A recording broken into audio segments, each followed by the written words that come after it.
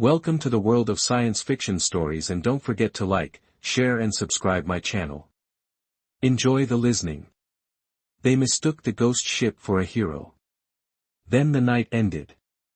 The vast emptiness of space stretched out before the horizon.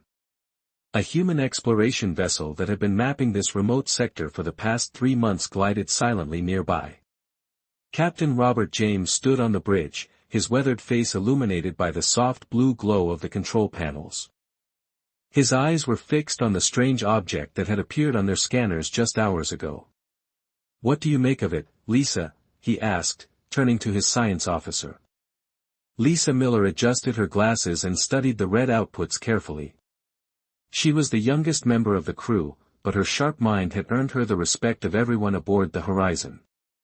"It's definitely a ship, Captain, but I've never seen anything like it in our databases."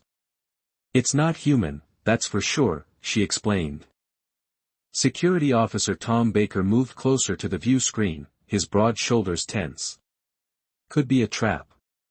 There are at least 3 spacefaring species that wouldn't mind getting their hands on human technology, or it could be the find of the century," he observed. Engineer Mike Wilson countered, his eyes gleaming with excitement. Mike had always been fascinated by alien tech, and the prospect of examining an unknown vessel was too tempting to ignore. Captain James stroked his short beard thoughtfully. After 20 years in deep space, he had learned to balance caution with curiosity. "Take us closer, but maintain alert status. Lisa, keep scanning for any signs of life or active weapon systems," he ordered. The Horizon glided forward, its engines humming quietly in the background. As they approached, the mysterious ship grew larger on their view screen.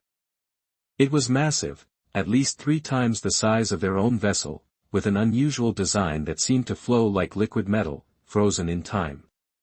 "No life signs detected," Captain Lisa reported. "But there's a minimal power signature, something inside is still working." Tom frowned. "Look at those protrusions along the hull, those are weapon mounts. If I've ever seen them, this thing was built for war." "A warship," James muttered, studying the vessel's imposing silhouette. "But whose?" Mike pointed to a particularly large section of the ship that looked like a docking bay. "Captain, we could take the shuttle in for a closer look," he suggested. James considered the suggestion. Protocol dictated caution when dealing with unknown alien artifacts, but the ship appeared to be derelict, and the potential knowledge they could gain was immense. "All right," he decided. "We'll send a team. Mike, you'll handle technical assessment, Lisa, you're on scientific analysis, Tom, you'll provide security, and I'll lead the expedition myself." His second-in-command, Officer Rachel Green, looked concerned. "Captain, regulations state that you should remain aboard." "I know the regulations, Rachel," James interrupted with a small smile. "But I've been exploring space since before you were born. Some opportunities are worth bending the rules. You have command of the Horizon until we return." 30 minutes later, the team was suited up and aboard the shuttle. They each wore standard EVA suits equipped with 6 hours of oxygen and basic defense shields. Tom carried the only weapon, a standard pulse rifle, while Mike and Lisa had their specialized equipment for analysis and data collection. "Stay close and maintain constant communication," James instructed as their shuttle approached the massive entry bay of the alien vessel. "We don't split up under any circumstances." The shuttle's lights illuminated the cavernous docking area as they entered. Smaller craft, alien in design, lay abandoned in their berths, everything was coated in a fine layer of dust. "This place has been empty for a long time," Lisa whispered. Though there was no need to lower her voice, her scanner swept the area. "Air composition is actually compatible with our biology, but it's stale. I keep our helmets on." They secured the shuttle and stepped onto the deck of the alien ship. Their footsteps echoed through the empty hangar, creating an eerie soundtrack to their exploration. "Mike, what's your assessment of the technology level?" James asked as they moved toward what appeared to be an internal doorway. The engineer ran his scanner over the nearest wall panel. "It's incredible, Captain. The materials alone are unlike anything I've ever seen. Based on the minimal power readings, I'd say their energy technology is at least a century ahead of ours. Tom kept his weapon ready as they approached the doorway. If they're so advanced, where are they now? No one had an answer for that question. The door had no visible handle or control panel, but as they approached, it slid open silently, revealing a long corridor beyond. Soft emergency lighting activated as they entered, casting strange shadows on the curved walls. The ship recognizes our presence, Lisa noted with excitement. Some automated systems must still be functioning. They followed the corridor, passing several junctions and closed doors.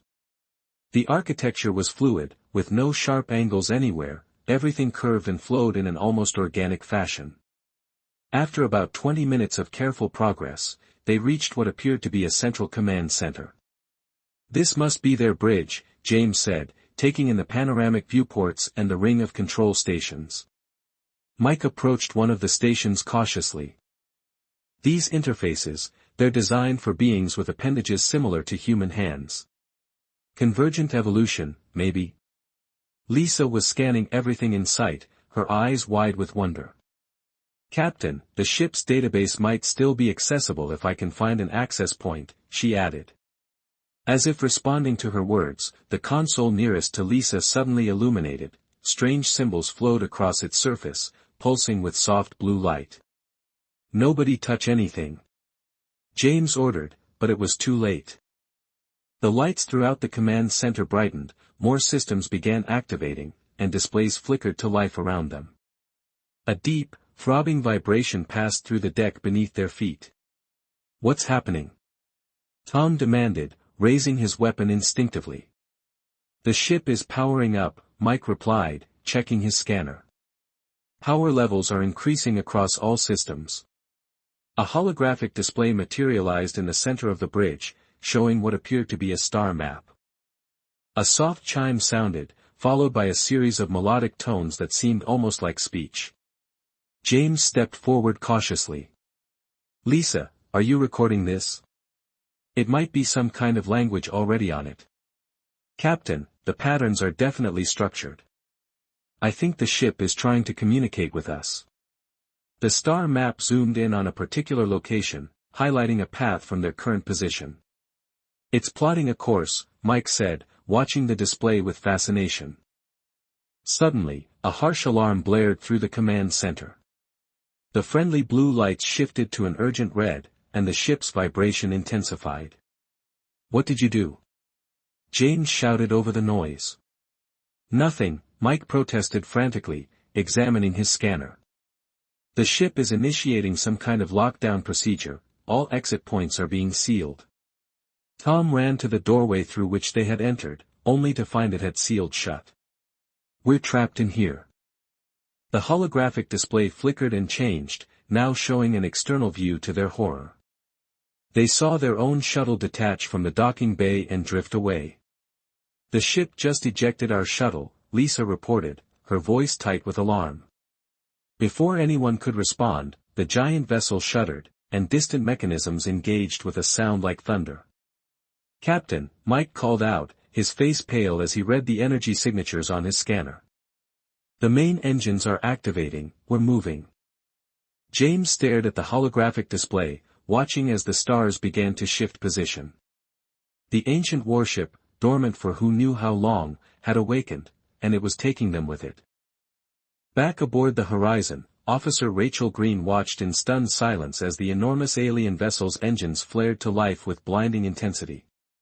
Before she could even attempt to contact the waiting team, the massive ship vanished into the darkness of space, accelerating faster than any human vessel could follow.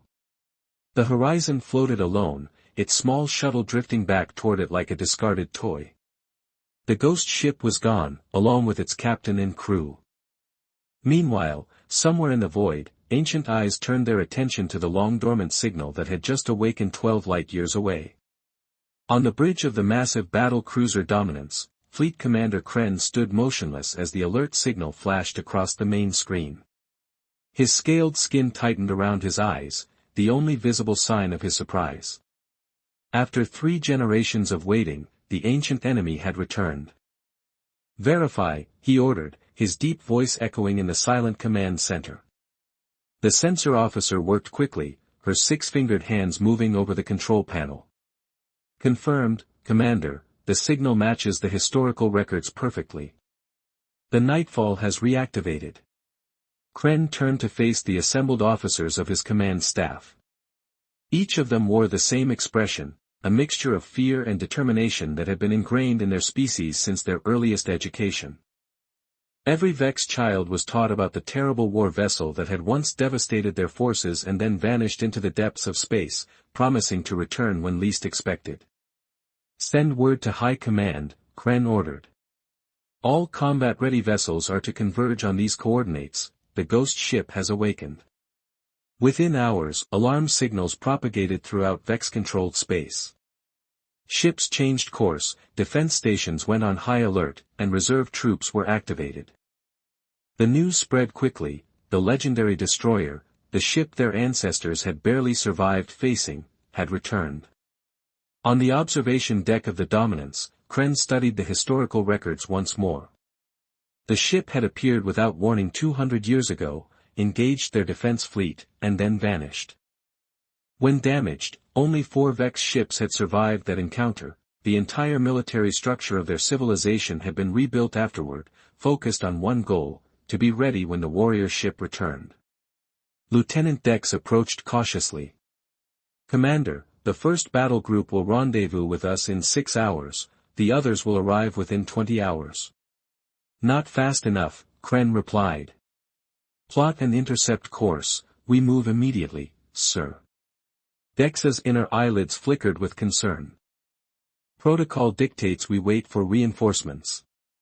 "I know the protocol," Lieutenant Kren interrupted, "but the Nightfall is moving toward populated sectors. We cannot allow it to reach any of our worlds. We pursue now." As the Dominance changed course, Kren stood alone, watching the stars streak by.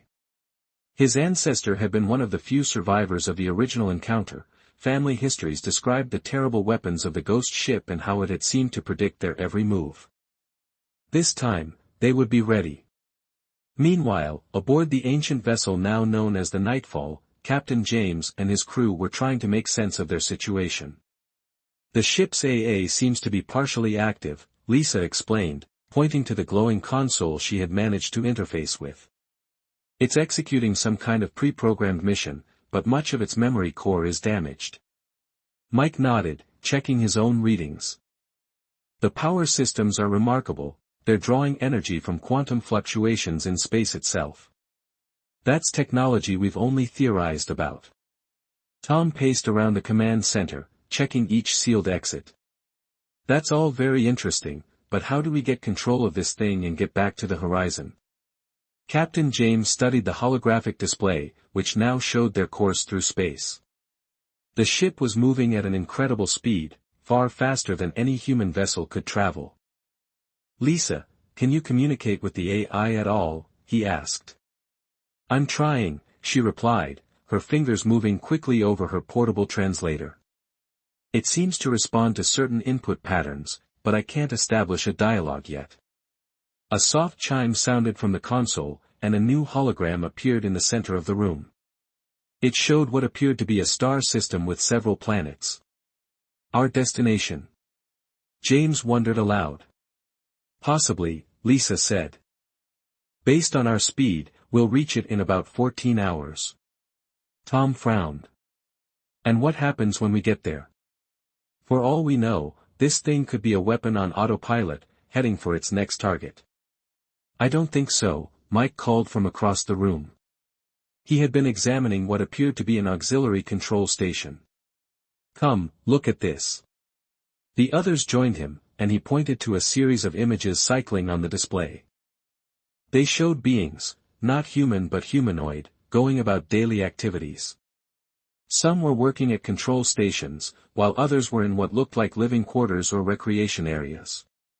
"This wasn't just a warship," Mike said quietly. "People lived here, families." Lisa adjusted her glasses. "A generation ship, maybe," or a colony vessel with all these weapons? Tom asked skeptically. Dangerous universe, Captain, James replied. If you're carrying your species' future, you'd want protection. Before they could discuss further, a new alarm sounded, different from the earlier ones. A section of the wall slid open, revealing a hidden chamber that hummed with energy. More systems coming online, Mike reported, checking his scanner. Whatever this ship was designed to do, it's preparing for the next phase. The holographic display changed again, now showing another vessel approaching from behind them. It was massive and clearly built for combat, with weapon systems prominently displayed along its hull. We're being pursued, James stated grimly. Lisa worked frantically at her console. Captain, I'm picking up communications from that ship. The translator can only make out fragments, but they're broadcasting some kind of warning or threat. They're charging weapons. Mike confirmed, his face pale as he read the energy signatures, while Tom's hand went to his pulse rifle, though the small weapon seemed laughably inadequate against the threat they now faced. They think we're controlling this ship, they think we're the enemy, Captain James said, staring at the approaching vessel, his mind racing. Lisa, keep working on that communication system, we need to tell them we're not in control here. Mike, see if you can find anything in the ship's database about peaceful contact protocols. Tom, help me look for any kind of escape pods or shuttles, there has to be a way off this thing, he instructed as they scrambled to their tasks. The pursuing ship then launched what appeared to be a warning shot, a blast of energy that passed close to the Nightfall's hull. The response was immediate and unexpected.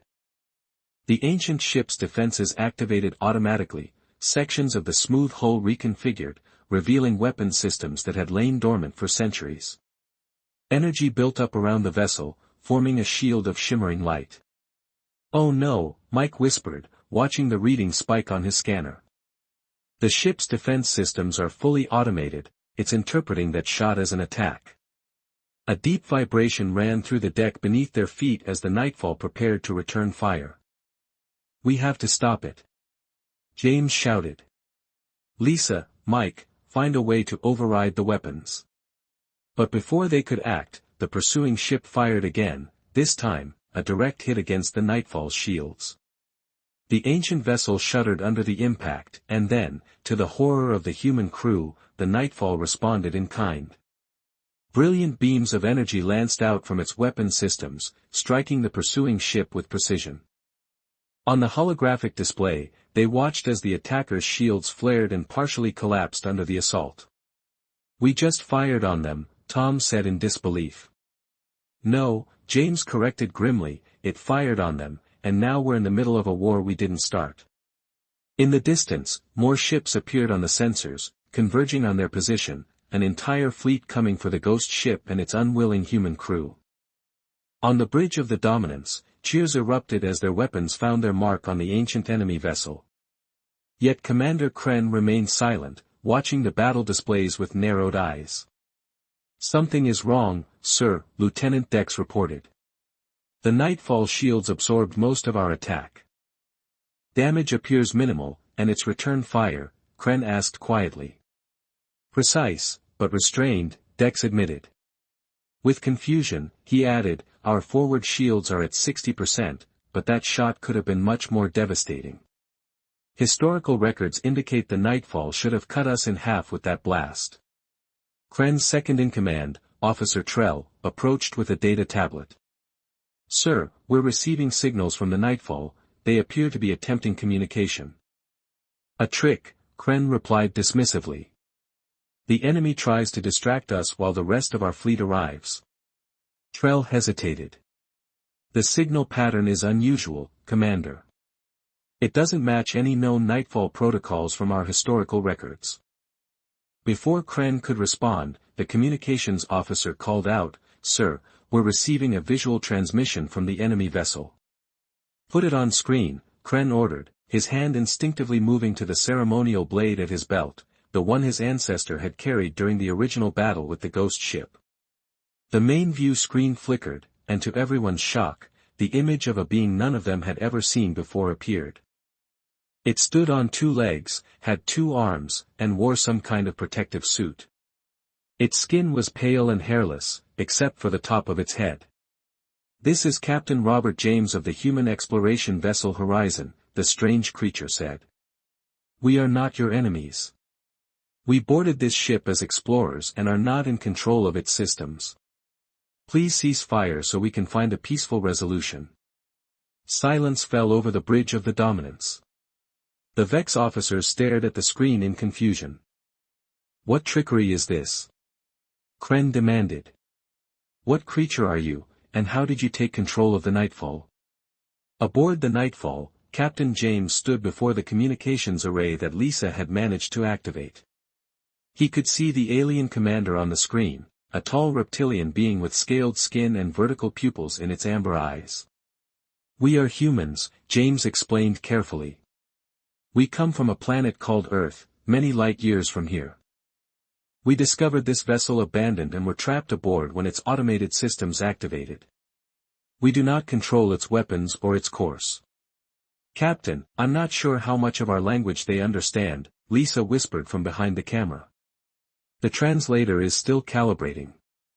The alien commander spoke again, its words now being roughly translated by Lisa's device. "Humans, unknown species not in records, claim no control of Nightfall. Not believable. Prepared to be boarded or destroyed, well, that's direct." Tom muttered, checking his pulse rifle's charge. "What now?" "Captain," James thought quickly, "Lisa, keep working on improving the translation." "Mike, what's the status of the ship's defensive systems?" Mike was hunched over a console. He had partially disassembled the automated defense protocols. "They are incredibly sophisticated. I can't shut them down, but I think I might be able to." He paused as his fingers brushed against a new interface that had appeared. "Captain, I think I found something." A holographic display materialized in front of Mike, showing what appeared to be a weapons control system unlike the others they'd encountered. This one seemed designed for manual operation. "It's a targeting override," Mike explained with excitement. "The ship's AI still controls the weapon power and timing, but this interface allows manual target selection." "Can you use it to prevent the ship from firing on them?" James asked. Mike's fingers moved across the holographic controls. "I think so, if I designate empty space as the target instead of their ships." On the communication screen, the alien commander was giving orders to his crew. More ships were appearing on their sensors, surrounding the Nightfall in a loose formation. "We're running out of time," James said grimly. "Lisa, get back on the communication channel, tell them we're going to demonstrate our lack of hostile intent." As Lisa worked on the communication array, the Nightfall shuddered again as it took another hit from the alien vessels. "They're testing our shields," Tom reported. The ship's automated defenses began charging for another counterattack. Mike frantically adjusted the targeting controls, redirecting the aim toward empty space. "Captain," Lisa called out. "I found something in the ship's database, a recognition signal. It might help them identify this vessel's origins." "Send it," James ordered. Lisa activated the sequence just as the Nightfall's weapons fired harmlessly into the void, thanks to Mike's intervention. A pulse of data streamed toward the alien fleet, along with a complex pattern of lights that rippled across the ancient ship's hull. On the Dominance, Kren watched in astonishment as the dreaded enemy vessel fired its main weapon into empty space, deliberately missing all of his ships. At the same time, his communications officer reported receiving a massive data transmission. "Sir, this signal," the officer said, wonder in his voice, "contains identification codes and historical markers. According to our oldest records, this is an authentic verification sequence from before the Great Battle." "What does it tell us?" Kren demanded an answer. The officer looked up, confusion evident on his face. "It identifies the vessel as the Nightfall, but not as a warship. According to this data, it was a rescue vessel, a ship designed to save refugees during the collapse of the Third Dynasty." Murmurs spread across the bridge. This contradicted everything they had been taught about the fearsome ghost ship. Lies, Kren declared, but with less certainty than before. The nightfall devastated our defense fleet 2 centuries ago, sir. Trell said quietly, our historical records from that time were fragmented after the great data corruption. He hesitated before adding, what if our understanding of those events is incomplete? On the screen, the human captain spoke again, his translation now clearer. We found information in this ship's database that suggests it was not built as a weapon of war, but as a vessel of mercy. Its defensive capabilities were designed to protect the innocent, not to conquer. Please let us share what we've discovered. Kren stared at the strange alien being. 2 centuries of military doctrine and cultural belief were being challenged. His entire species had built their defense systems around defeating this one vessel when it returned, sir, his tactical officer called out. The rest of the fleet has arrived, 37 vessels now surround the Nightfall, awaiting your command to commence full attack. Kren looked at the worried faces of his bridge crew, then back at the human captain on the screen. Something in the human's expression gave him pause. There was no fear, only concern and hope. Hold attack positions, Kren finally ordered, but do not power down weapons. He turned back to the screen. You have 1 orbital cycle to prove your claims, human. After that, we destroy the Nightfall and everyone aboard. The human captain nodded solemnly. Thank you, Commander. 1 cycle will be enough. As the communication ended, Kren turned to his second-in-command. Prepare a boarding team, I want to see this vessel and these humans with my own eyes. Trell nodded but hesitated. Sir, if they're telling the truth and we've been wrong all this time, then everything we believe about our history may need to be reconsidered. Kren finished, his voice heavy with the weight of responsibility, but first, we need to be certain. The clock was ticking, 1 orbital cycle to uncover the truth about the ghost ship, a truth that might change everything both species believed about their place in the universe. The boarding shuttle from the Dominance docked with the Nightfall 6 hours after the ceasefire began. Captain James and his crew waited nervously in the massive hangar bay as the airlock cycled open. Commander Kren emerged first, flanked by 4 armed guards. The Vex were taller than humans by at least a foot, their scaled skin shimmered with hints of blue and green under the ship's lights. Each wore what appeared to be ceremonial armor over their military uniforms. Captain James, Kren said, his translator now better calibrated to human speech, I am Commander Kren of the Vex Defense Fleet. James stepped forward, keeping his hands visible. Welcome aboard the Nightfall, Commander. Though I should say, we're as much guests here as you are. Kren's vertical pupils narrowed as he surveyed the vast hangar bay.